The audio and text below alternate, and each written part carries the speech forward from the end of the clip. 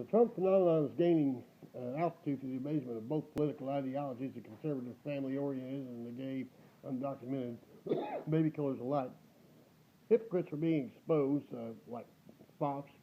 This is my surprise face. And even Megyn Kelly got herself promoted to bimbo status, which she really is, folks, okay? Like my Puerto Rican buddy Jay would say, the only reason I ever watched her was hoping in anticipation that she would drop a news item on the floor and bend over to pick it up. Trump began his charge up the polls by snatching McCain's thorny crown off his head. Then he proceeded to tear down all the false idols, one after another. But his attraction is real simple. He's a straight-up real estate broker, and real estate brokers tend to think linear. They think buildings and land that they measure, and they know how to count money. But right away, you know they understand borders and finance. Okay? So this perplexes a lot of politicians who are busy putting spin on everything and worried about getting reelected. And each time Donald slaughters a sacred cow, he gains about a 5-point lead in the national poll. That means the American people like what he's saying. Okay?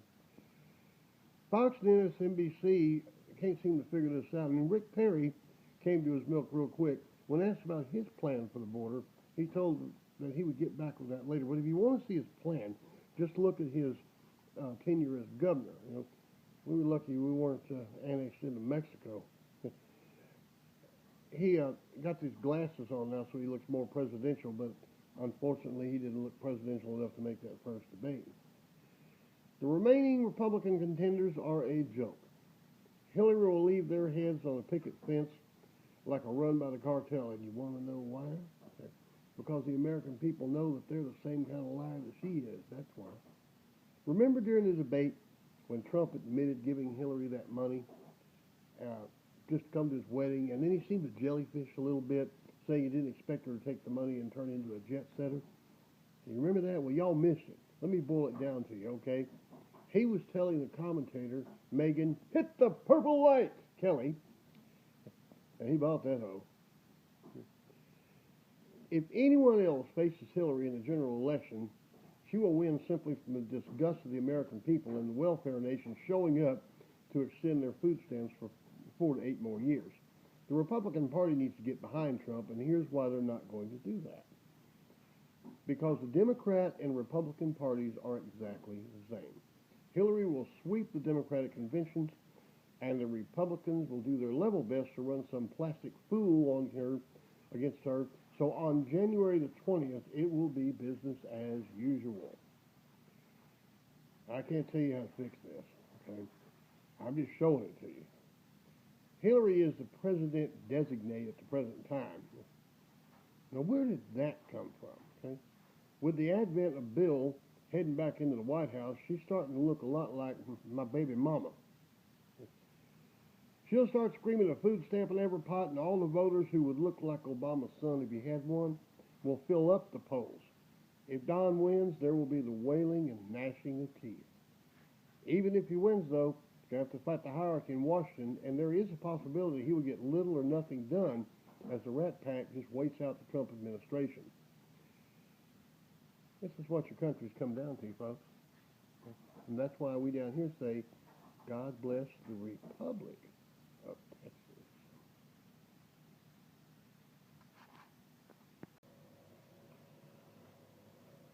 Not long ago, I did a piece called Death by Cop.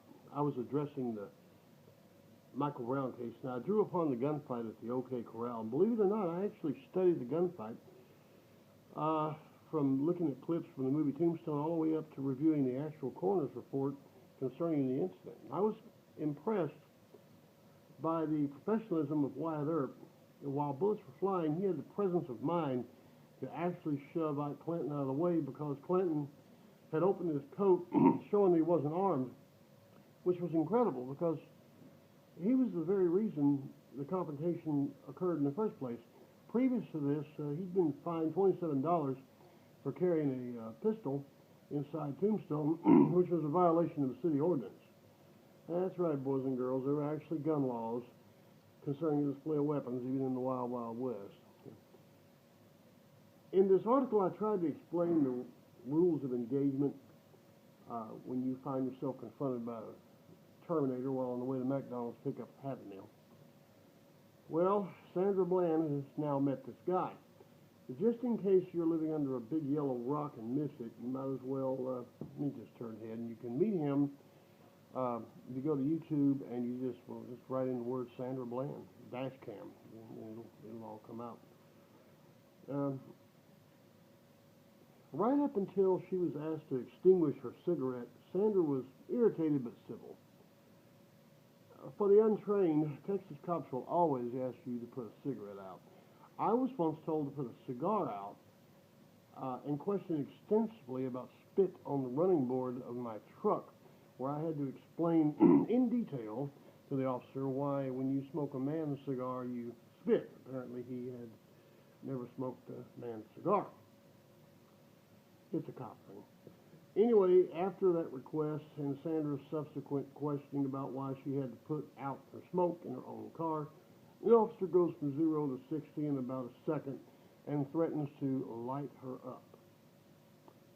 Then he pulls her out of her car, and she protests and recites all those things you hear about on YouTube about your rights. He kicks her butt, breaks her arm, and when informed that she has epilepsy, he puts a knee in the middle of her back and says, "Good."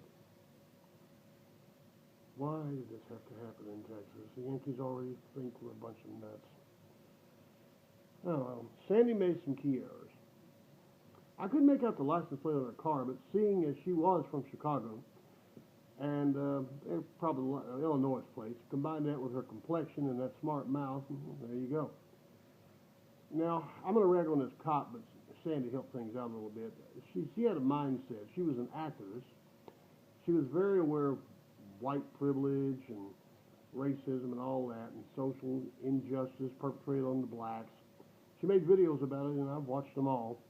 Well, there's a Texas term called borrowing trouble, and that's when you have the expectation of a situation, and when it becomes a self-fulfilling prophecy, where you go off like a bazooka. Sandy was the firecracker. Now, don't get me wrong, I like a woman with a smart mouth, but not when confronting a DPS officer whose compadres arrest citizens for carrying bananas in holsters. The situation downgraded from there, and a simple traffic stop became a beatdown and eventual arrest.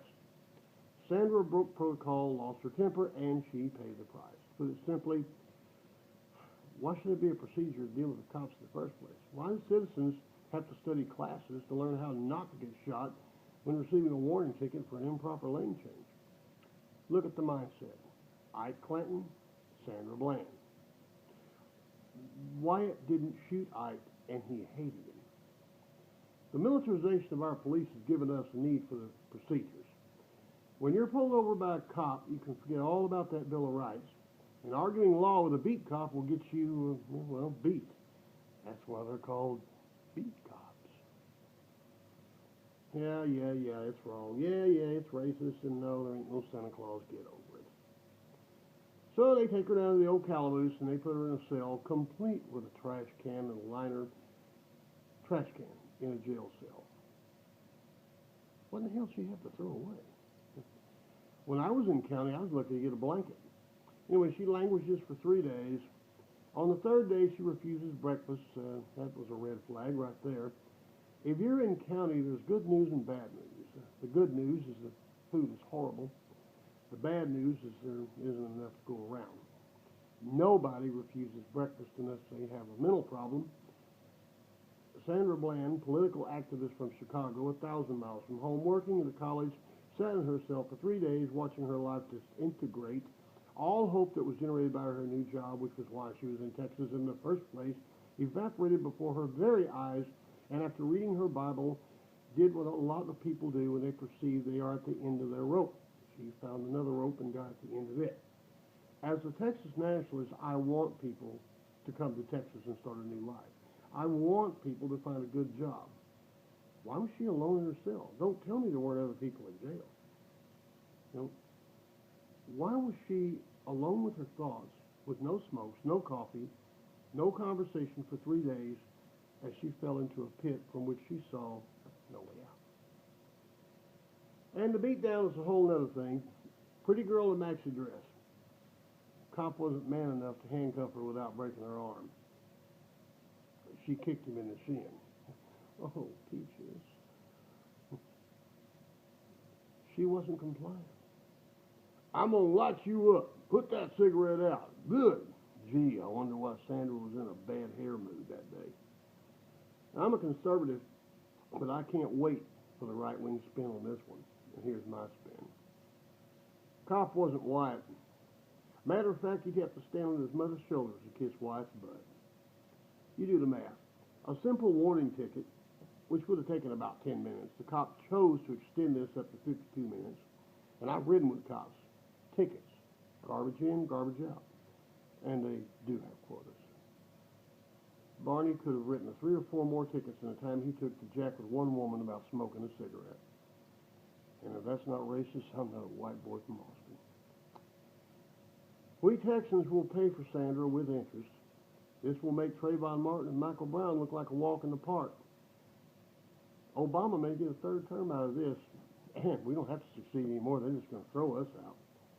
Not all cops are bad, but when we Texans come up with one, it's a humdinger. And they're out there, folks. I'm glad we got open carry down here because, as the Terminator said, I'll be back.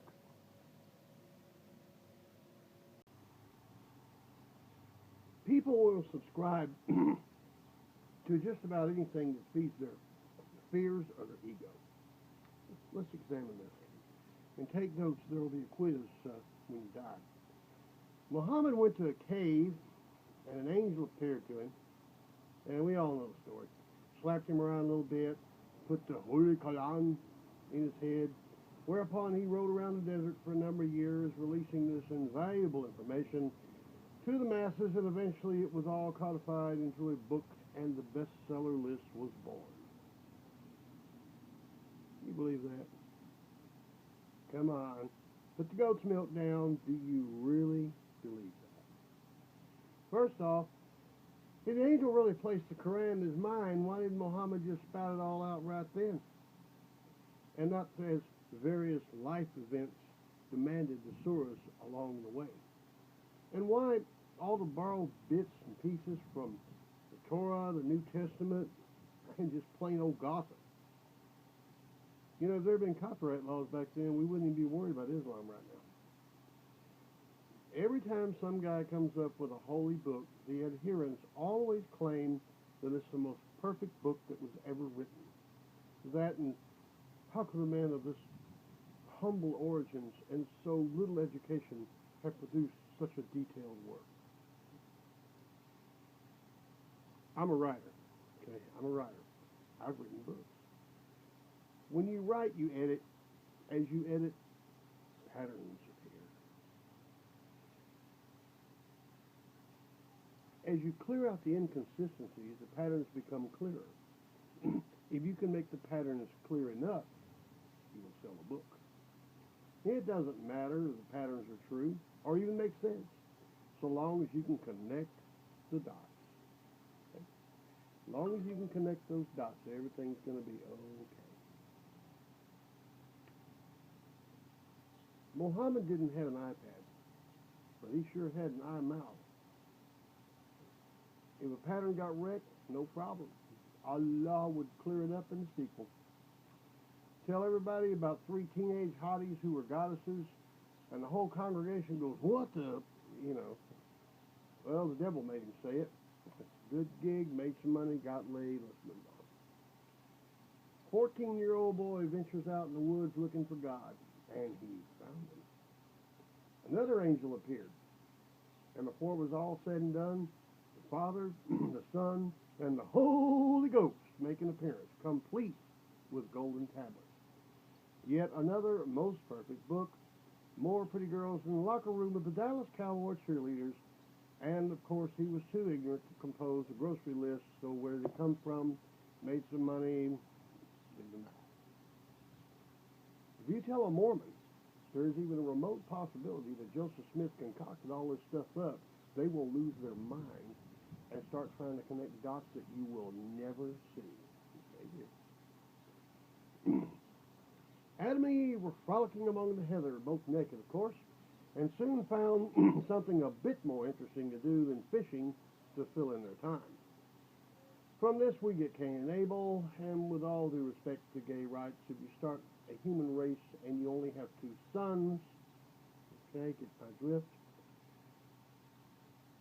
There could have been some unmentioned sisters, but unless the Garden of Eden was in Arkansas, no, we won't go there. Anyway, as luck would have it, Cain knocks Abel in the head and gets sent to the land of Nod, where he knew his wife. I hope he had a banana, because according to the script, he just left the only two human beings back in the garden. Jesus was good at explaining things. And I want you to note, he did not say the Good Samaritan was a real guy. Neither were the 10 virgins, or the hard master, or anyone else he spoke about, because Jesus knew he was constructing examples. While the Jews were expecting God Almighty to put Israel in charge of the world, Jesus was patiently trying to explain to them that this kingdom was within them. Well, stupid is as stupid does, and if Jesus ever does come back, they'll just nail him up again.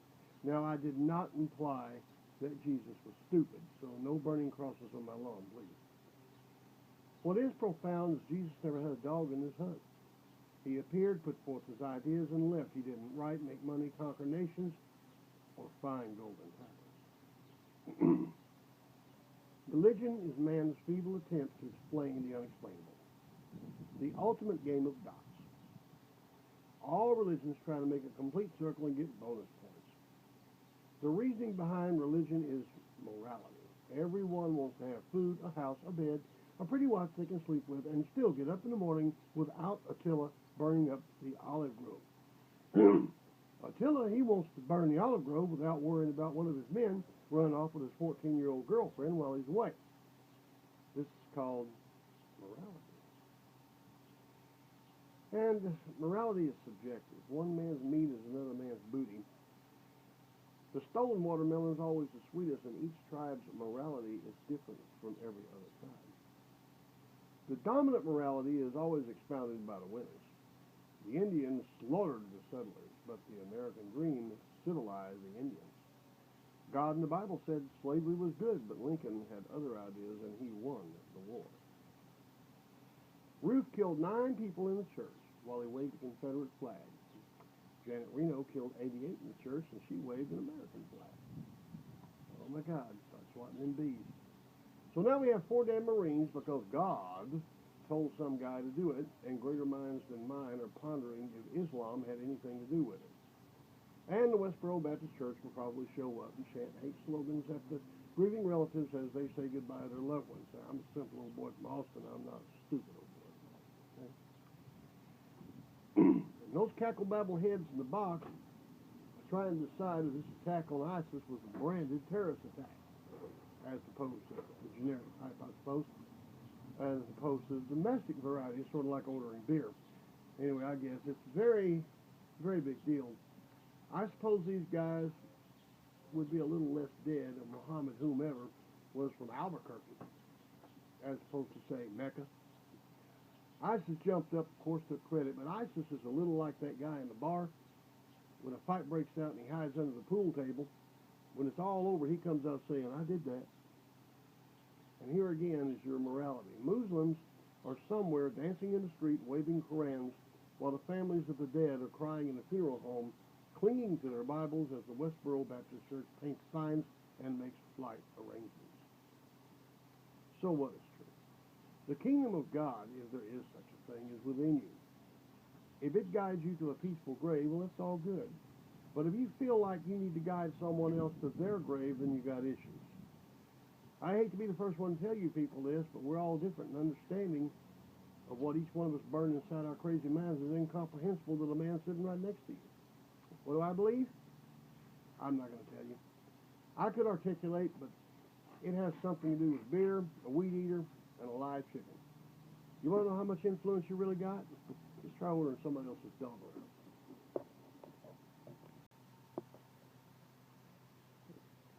Hey, I want y'all to sit back. I'm going to tell you something, okay? I used to have a friend named Ted Montoya. He said the one way you could tell a Mexican feller was trying to ingratiate himself to the people coming across the border and make them feel more at home They try to speak English, and sometimes his English wasn't quite understood. So he say, "Hey, come here, I want to tell you something." So I'm going to tell you something. We're going to talk about immigration again today. We're going to talk about it in a little bit different flavor than what I usually do and everything, but I think you're going to enjoy it. So with all this border talk, I'd like to suggest some things that are probably going to rub a few of my patriot friends the wrong way, you know. But let's admit something here, okay? Let's get something on the table right now. Mexico is not going to go away, all right? It's not going to go away. Also, um, we don't need refugees coming across the border. Do y'all like that word? Not illegal immigrants, not undocumented workers, but refugees, somebody fleeing something that they want to get away from, okay? People coming over that fence, let's admit it, Mexico's the pits. Mexico is the pits. And there's no reason for it. You know, this place isn't that far away. I mean, it's right next door. Now, I'm going to get a little racial here, all right? So all you race baiters in New York that like to have lawyers call me, you can go ahead and get your phone out now and punch that button that's on the speed dial. Columbus sailed from Spain. Yeah, I know. The Vikings came here before him, and the Mormons came here before that, and then the aliens are coming here all the time. I know. But Columbus was the first one to ever come here with a return ticket, okay? With a return ticket. And, the English got into the act right after the Spaniards hit, and by the time Sir Walter Raleigh offered Elizabeth a cigarette, well, it was on. Europeans dominated the exploration of the North American continent. It wasn't the Chinese sailing up the Mississippi. I know how they like to rewrite history and everything, but it wasn't the Chinese, it was the Spaniards that was doing that. And all the way from Toronto to Mexico City, the land was dotted with Europeans. While the English struggled toward the Ohio River, which was slow and creepy, the Spaniards blazed across the west and took everything from Texas to California and north. Okay? What was to become Mexico was not an ignorant, backward country. Ever wonder why Andrew Jackson didn't throw in with Sam Houston immediately and jump the Sabine River and fight against the Mexicans? That was because it wasn't written in stone who was going to come out on top of that little deal, okay? Mexico was not an ignorant, backward country. Santa Anna drank his coffee from a fine china cup as he watched the smoke rise from the Alamo. That's a fact. So what happened? What happened? What happened to Mexico is happening to America right now. The Republic of Mexico had a fine government with a fair to middling constitution right up until General Antonio Lopez de Santana put it through a paper shredder and decided to do things his way. And friends and neighbors, it ain't been right ever since. Okay? Over the following century, a beautiful country with the same resources as the U.S., people of similar descent, and more gold than King Tut was reduced to a bunch of starving gardeners. And that's exactly where your president is leading you right now. Okay? I just thought I'd do it. We can't welcome illegals with open arms, but we can help so maybe they don't want to be illegals. We can do that, okay?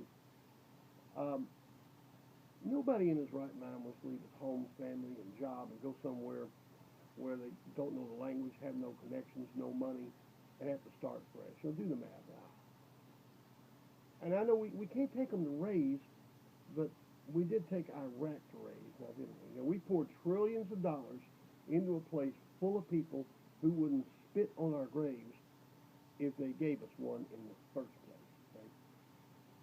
It wasn't Mexican Catholics on the steps of the Capitol in Austin screaming Allah Akbar. Okay? It was Muslims who want to kill every grandchild you ever had so Islam can steal everything that these Europeans I've talked about have built. They want to take the Lampasas prom queen, put her in a burqa, take her out to the football stadium, and bash her brains out for showing an ankle. Okay? And don't make any mistake about that. Don't try to dilute that. All right? I don't know how to solve this. I'm not a politician. I just know that we have to solve it. While we can't pull the fence down along the border, maybe we can make it where the fence isn't necessary. And the Mexicans are suspicious of us, and they got good reason. Paco can't drive across the border in Laredo and go to Walmart and buy some spark plugs. But Hilda can drive over from Canada anytime she wants. Okay? America is a Christian nation, but so is Mexico. Okay? I was married there. As Professor Balazar pronounced me and my wife, Brenda, a man of wife, every single person in that little village who came in from the fields to attend the fiesta crossed themselves and hugged us when the ceremony was over. That's right, I really did that. I told you to bring that dump truck. As long as we have a third world country butted up against a superpower, you will always have a border problem. The Nortes don't understand that. They don't understand Tex-Mex culture. But we have to because we live here. We live here. And war with Mexico is not an option. Mexico is struggling to increase its production up 500,000 barrels a day in oil, bringing in $52.5 billion a year. You didn't know that, did you? While those hook-nosed Arabs tool around in Learjets, Fernando can't even buy a new pickup. That's a fact. So, why is Mexico so poor? It's poor because venture capitalism has been squashed by the controlling interests on both sides of the border. Why aren't Texas interests down there helping the Mexican people get the gasoline north of the border? Because we're too busy worried about some dope pusher who rode a Harley out of their most secure prison. Mexico, there's no reason it can't take its place beside the U.S. and Canada and stand with us against the Islamic tide bent on taking us all down. There's no reason Maria Sanchez cannot hop a bus and go shopping at Macy's without having to jump a fence and prostitute herself. Years ago, I wrote a book called Sharon. It was had a profound line in it. Had to do with introspection. The book was about a young preacher trying to apply meaning to his life. And he met a girl who took him down a path of self-examination. And the line was real simple. She told him, the garden was always there. You would have seen it had you only looked. There's a garden on the side of that fence, folks. We just need to show our neighbors how to water it. And that's it for me today. Good day, and your comments are appreciated. With political correctness, gender confusion, race mix match, and a bunch of other factors, definitions and social acceptance have become important. It's so important that we're going to have a class of social structure and linguistics. And since I'm a Texan, liberals, please take a break. Take your grandson out to Macy's somewhere and buy him a nice dress. When I first heard the term illegal alien, I immediately thought of Roswell, New Mexico. Hey, I'm not kidding. I conjured up mental images of big-headed creatures with spindly little arms and legs and lots of tinfoil in the desert. Later, when somebody said the words undocumented workers, I naturally thought that was like a construction worker that was taking cash so he didn't have to pay any income tax, you know. But slowly the truth became apparent. These were new, more user-friendly words for a critter that Texas has had for years. Wetbacks. Boy, that hurts your ears, don't it, libtards? Swat them bees, okay? Until Donald Trump addressed the issue, I didn't know that wetbacks were a political force. Silly me. In a country where a man can get on the cover of a magazine as a supermodel, what'd you expect? And wetbacks were out in force. Time was, if liberals wanted to show how fair and inclusive there was, they just invite some black guy to a party. One, just one. And they all sit around and talk about how much they like watermelon so they could show how fair and inclusive they were. Well, the new guy in the woodpile is a wetback. And there are so many of them that they have to have sanctuary cities. You know, like San Francisco. I thought that place was just reserved for gays. Oh, my bad. That crown's already gone over to Austin. I digress. But wetbackery is in. I'm just waiting on Obama to take up the cause of the guy who killed that girl out in the pier in Frisco with something like, if I had a son, it looked like him. Obama's sympathetic to wetbacks because his back just got dried off back in 2008. And wetbacks climbed immediately to the top of the Tower of Psychobabble, where even mentioning them is now a social blunder. Since Macy's has dumped Trump, you can expect to see new products soon. Plain brown pants and shirts, patent leather shoes, and of course Vitalis is back. I like Vitalis. Then Miley Cyrus will have to pull out her two front teeth, dye her hair jet black, and trade the twerking for salsa. I better watch it on the two front teeth. It's more myself. Black folks, you just better take your number. Your day's been come and gone. Pull down that statue of General Lee and replace it with Pancho Villa. Buy all the Chevrolet stock you can find and teach your kids Spanish. Wetback is the new black. Everything wetback is somehow more. Remember The Godfather? Oh, come on now. Those guys are really cool. Now, weren't they? I'm going to make him an offer he can't refuse. Now, get this. I ain't even going to lie to you. The term mafia had almost become cuddly. But Mexican mafia, that even makes the fat boys stand back. America has embraced wetbackism. Now, I don't know the translation in Spanish, but Americans of Mexican descent are looking at all these gringos jumping on this, and they're thinking, WTF? They know wetbackery. Okay. Hey, I'm not kidding. You think I am? Remember when we had to come up with that immortal phrase, the N-word? Then all of a sudden you couldn't go one day without hearing the word nigger come out of somebody's mouth. White chick up in Washington State even turned into a nigger. I bet if she examines her family roots, she'll find a wetback in her somewhere. Of course, she's going to have to get a low-cut dress and straighten out that hair a bit.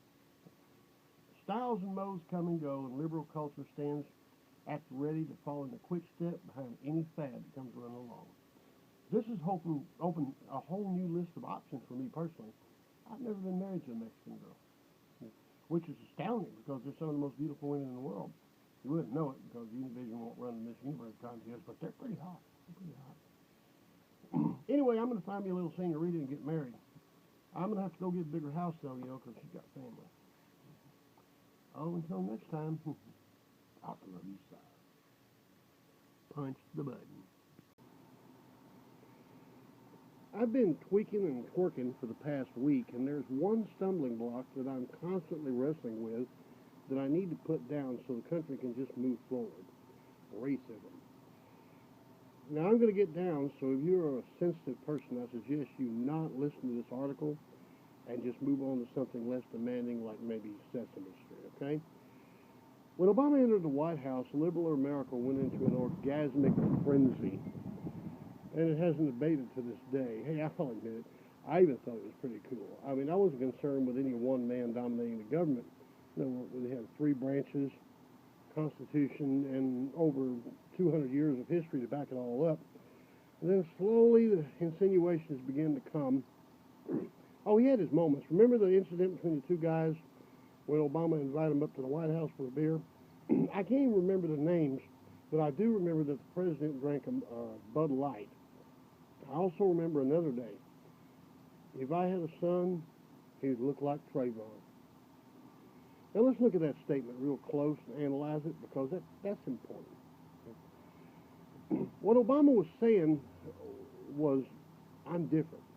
He didn't say if I had a son, he'd look like Justin Bieber. He was saying, I identify with Trayvon Martin solely because he's black. He was saying this is a black thing. Then bees are swarming, okay? There's more to come. At that moment in time, President Barack Obama was publicly announcing that there are them and there are us. And the country was too busy moving into two armed camps to even notice that in addition to that, a Latino with black roots, mind you, was designated as an honorary white man. You see, the entire Trayvon Martin incident wouldn't have cooked unless there was a white man involved. So it was George's time in the barrel. Now, I'm not going to go through the whole case. Suffice to say that Zimmerman was a flake, Martin was a flake, and Obama took it and he gave us a bowl of cornflakes. So now the race was on. Everything boiled down to race. The liberals grabbed that ball and ran for a touchdown with the crackers on the sidelines of the cast. The mainstream media picked up on it, and when the facts or good sound journalism wouldn't work, they just played that trusty old race card, and Hollywood rubbed itself suggestively. Race filtered into every single thing that hit the news, no matter how frivolous the story. You couldn't discuss a yellow-bellied sapsucker without being called a racist. Two little girls couldn't sell lemonade, and there were rules. If you admitted that someone was black, you were racist. The rules became so refined that the very mention of color in a major crime became forbidden, unless, of course, the criminal was white, and then it was Katie Bardor. And if you pointed out that this was not fair, then you were racist. Then there was Ferguson. A hoodlum charged at a police officer got killed and an entire town burned while Eric Holder danced the Watusi with Al Sharpton, making sure that the fires of separation did not die out. At this point, the liberals were foaming at the mouth. If a white person ordered black coffee at a diner, he was a racist. The nation had gone mad. Then naturally, a white chick up in Washington State turned black, and the transformation was complete. When Donald Trump announced his candidacy, he spoke just over 8 minutes. About a minute and a half was directed at the problem of the border. To summarize his statement, it's this simple. If you cross an international border without proper documentation, you are breaking the law. You are, in effect, a criminal. You cannot refute this. If you break into someone's home, you are a criminal. If you apply to enter any nation and you have a felony record, you will encounter obstacles. Ask Edward Snowden how long he lived in that airport before Putin finally let him in. And even then, it was with stipulations.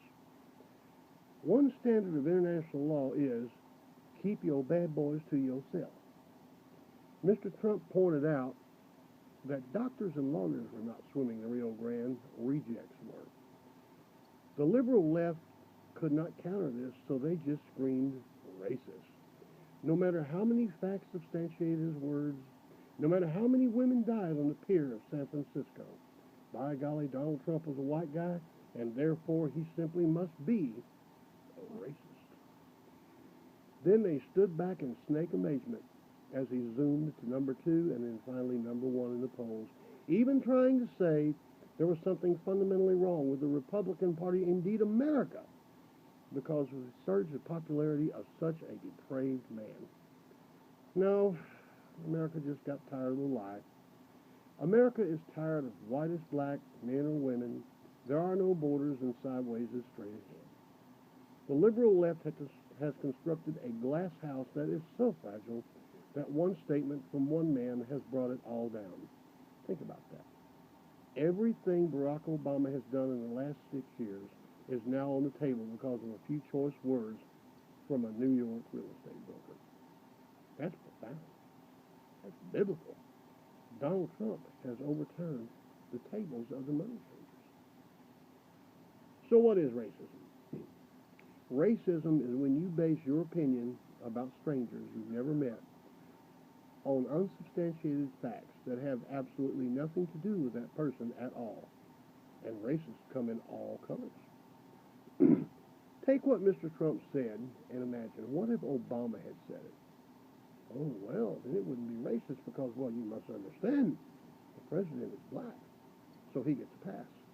In fact, if the president has said, we need to secure the border for the good of all Americans, flags would have waved, wine would have flowed, and there would have been a tear in every liberal eye in America. But Trump said it, and he's white. Therefore, defending America's sovereignty is forever a racist stance. Mexicans are now gringos. Shucks. It worked for George Zimmerman, didn't it? I'm just a simple old boy from Austin, but I've got a real problem getting my mind around that one. What is not racism? Admitting that America is a great melting pot. We are from different backgrounds, all striving toward a common goal. That is not racism. I have a little racism in me. I like Donald Trump. I like his ideas. Yet I have some reservations because he's a Yankee. You got to watch them Yankees because they talk real fast and they'll steal all your money. See how stupid that is? About as stupid as opening the bridge at Laredo because some bunch of liberals waved a rainbow flag around. The liberal model of society has failed miserably. It has killed millions of babies, perverted our children, and endangered the very security of the nation itself. Middle America has been too busy working to pay for this dog and pony show to stand up, but Donald Trump put his cards on the table. You can defeat a man, but you cannot defeat an idea, and it matters very little if he wins. What matters now is that the people have found a voice. The people are looking around and thinking, there are others just like me. As the political pendulum swings back to the right, it's going to be terrible. People are going to die. As America rises in righteous anger, many who have bought into the deceptive model put forth by the race baiters will pay the price. But when it's all over, the nation will be strong again. Then that Confederate flag will come down because that era will truly have passed, and the government of the people, by the people, and for the people shall not perish from the earth. Y'all can swat them D's now. Yeah, let's see here. Let's see. Yeah, it's been a rowdy week down on the ranch. Okay, let's jump right in. First off, Mr. ISIS, we're sure enough sorry we had to cap two of your jihad warriors just because they showed up to kill a bunch of cartoonists what was drawing pictures of that Mexican you call a prophet. Y'all get downright irritated when you show up and don't get to kill a bunch of folks. Now, I understand your religion and all whatnot, like naked girls or ham and eggs or whiskey or pictures of anything. But if you want to straighten out a bunch of infidels, might I suggest the Nuevo Laredo whorehouse? You can find a lot of sin down there. Oh, just ignore them fellers with them dots tattooed over their eyebrows. Don't pay them no mind. Just rush in guns ablazing and see how that works out for you. I actually ended up with one god-awful debate somewhere over in India with the cutest little Jap I ever laid eyes on. Y'all know me, I was too busy looking at her profile picture for the first 10 minutes. I wasn't paying no mind to the words she said. Then she called me a misogynist. Now, being a Texan, I pronounced that misogynist, and the root word was apparently massage. And her being Asian, I took that to mean that she loved me long time. Well, our relationship fell quickly apart right after that. I think basically she just wanted to put me in a cage somewhere and set me on fire, screaming "Aloha salad bar," or, words to that effect. God, she was beautiful when she was mad. From there, we progressed to Jade Helm 15. Now, I'm just as crazy as the next Texan, but I bought right into this. I don't like Americans coming down here, but when I found out it was going to be UN troops, Americans are bad enough, but foreigners, hide the women folk. My grandmother told me that all them people over there are born with a clap. They get it from the mamas. The men pee right in the street, and the women there don't wash properly down there. I was all pent up about that till I found out the whole story came out of Alex Jones. Now, I'm not saying Alex was wrong. I'm just saying if you want to kill a good conspiracy theory, just let it come out of Prison Planet. And right away, the public thinks we're all wearing tinfoil Stetsons. And, of course, the cops are shooting everybody. I almost wish I could have met up with them two boys in Garland before they got out of that car. I would have just told them, dudes, they shoot us for using a cell phone. What did you expect? To be honest, Texas cops don't shoot near as many as cops in states where the Second Amendment ain't in place. I wonder if there's a correlation to that. Open carries, moving through the legislative process. Hey, look, certain people can open carry their underwear. Why can't we just carry a pistol, even a small, cute one? The libs say it intimidates people. Why the cops do it? They carry a gun, an electric chair, a knife, and a stick. Did you know that you can't carry a stick in Texas? It's against the law. I was once arrested for possession of a stick. And don't let a kid draw a picture of a gun in school. I wonder if ISIS thought a little bit different than cartoonists just drawing pictures of guns. Well, now listen, this is satire, okay? I feel a need to give that disclosure. When I resort to satire at times, it's because if I use a lot of four-syllable words and try to speak as adults, and a lot of you liberals just don't listen. Well, that's the news for today. I'm taking the weekend off, and I'm going to drink me some whiskey, and I'll see y'all probably on Sunday. I'll write a sermon or something. Let's push this button.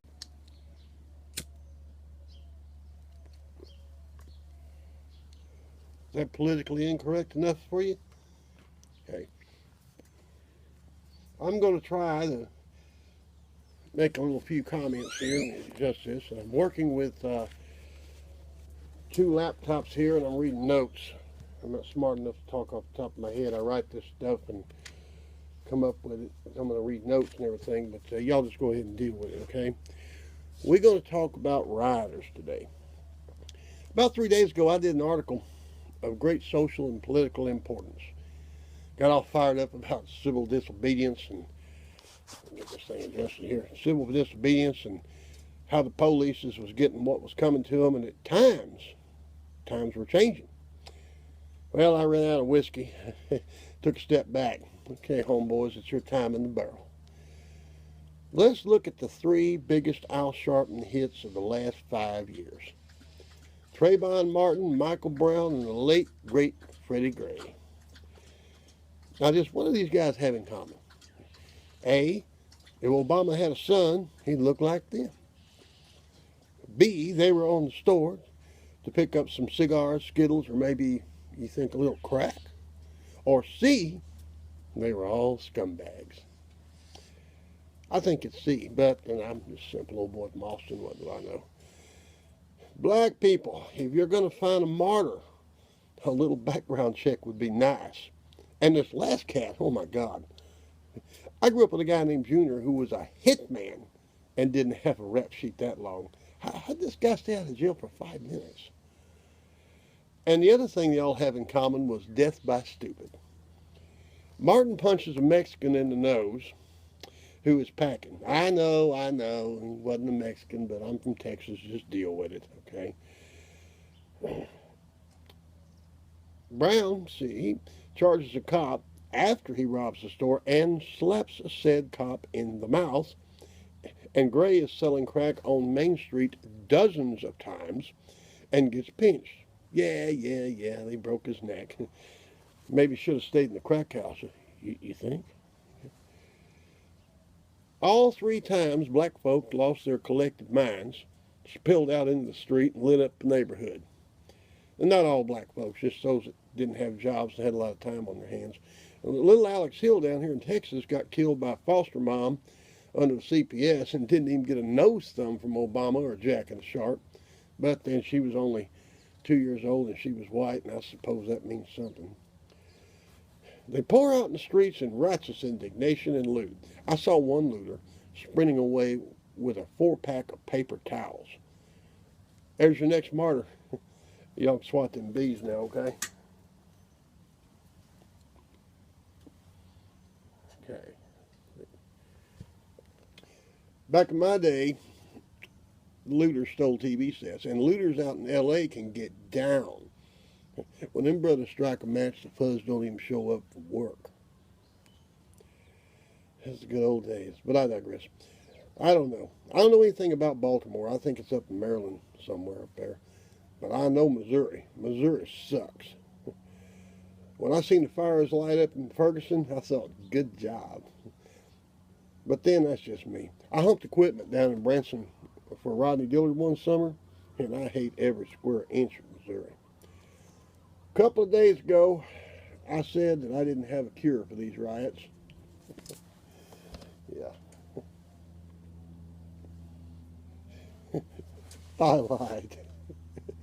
I have a solution, but I was just wimping out. And here it is. Constitutional carry. Yep, there it is. You give a pistola to every mother's son and just stand back and sell tickets. Oh, Wilbur, if we do that, we'll just have the Wild Wild West. You got the Wild Wild West. I'm just trying to bring in a new sheriff. What do you suppose would happen if a bunch of riders were on their way down to burn down the laundry, and Fong Yong and his 3 daughters, 2 sons, and assorted cousins were all waiting down there armed to the gills? No ticky, no laundry. And don't even trip over to the Quickie Mart staffed with Omar and the boys. 72 virgins, anyone? Cops are real good at beating up co-eds for jaywalking, especially when there's 6 of them and 1 of her. But they're not worth a flip when it comes to facing a crowd of drunken thugs. The math's not right. The cops will opt for the donut every time. You cops can swat them bees now if you want to. And I got a dog here chiming in. That's all right. Let me finish this thing. It's going to take people to stop this stuff, and it's going to take guns, lots of guns. I'll bet I've got the mothers for Gun Sense in America puking in their little girl's backpack right about now, and that's okay. I'll say one thing for sure. Cure for scumbags. Martin, cured. Brown, cured. Gray, absolutely cured. Jesus loved them all. The rest of us in America just thought they were just thugs. And by the way, is there anything I missed? Y'all have a wonderful day. To the detriment of man. I believe in freedom of speech, and no matter what interest group you do, if you disapprove of what I have to say, if you disagree with me, that same freedom of speech will be your defense, and no religion or organization shall disrupt this or restrict it. I believe in freedom of religion. Religion shall be the personal choice of each person. The laws of the Republic of Texas shall be the will of all the people and rise above any religious creed or any religious sect attempt to impose its will upon the state or set up courts. And if it does, try to set upon the government or the people of the Republic, that religion should be forever banned from the Republic, just like a few people we had up here not long ago. Y'all all know who I'm talking about. They shall remain nameless. To attempt to replace the laws of the Republic will be considered to be an act of treason and will be addressed accordingly. This is not to suggest that an individual's own moral compass cannot guide the debate on what should be law. But once that law is set by ratification of the people, it shall not be deposed by any minority speaking to impose its will upon the people. It will not be tolerated. I believe in the right of every person to be safe and secure in their person, home, effects, no matter what fancy words comes out of someone's mouth, putting qualifications on it. Private property is the foundation of the Republic, and each free person owns the Republic by the virtue of that right. No tax of any kind shall be imposed upon private ownership of property, and the property is secure. Any attempt to intervene the people in the private ownership of property to be considered to be an attack on the Republic itself, and that the people are the Republic, and an attack on any one person is an attack on the entire Republic. I believe in the family as defined in the Bible, in the right of the children to wake up in their own bed each morning. Any person in any capacity who attempts to destroy the sanctity of the family will be charged and judged accordingly. This includes judges, state agencies, law enforcement, anyone who destroys the family. There shall be no compensation of any person for the transference of a child to any state agency other than food, clothing, and shelter directly used for disadvantaged children. Children may only be removed by charges brought in a criminal court, and all family courts should be abolished. I believe in the right of every person to earn his living and contribute what is reasonable to the support of the nation for the common good. There should be no graduating scale for the taxation based on the earnings of any person. Taxes should be a fixed rate upon money spent after earning. There should be no exemptions on any entity, or individual, or corporate. And the rate of taxation shall be equal for all. This includes religious organizations, all organizations. When they spend, the tax will be the same as any other entity. This is so to make taxation a duty and not a burden. I believe in the right of every person to represent himself or any other person in a court of law without having to be a member of a fraternity or a special group set apart from the general population. To impose restrictions on the court of law is to suspend freedom of speech. While judges may be appointed to arbitrate or enforce civil conduct, all people should be equally heard. It is not to restrict the submission of evidence. Lawyers shall not be shielded by any license and shall stand equal before the bench with any other citizen. The criminal court shall not be encumbered. No arrangements or plea bargains shall be tolerated. If charged with a crime, a person should be brought before a jury of their peers without a predisposed outcome. There shall be no parole system. Victims of crimes will not be considered for incarceration. And while incarcerated, the state shall be held the responsibility to ensure the safety of the prisoners. I believe in the education of children begins at home, and while schools may be used for expediency, they are not mandatory and do not supersede the teaching handed down from generation to generation. Public education shall be restricted to reading, writing, and the skills needed to secure suitable income. Studies on public affairs shall be included, but private affairs such as sex education and other things like that will not be considered in the public school by people outside the family.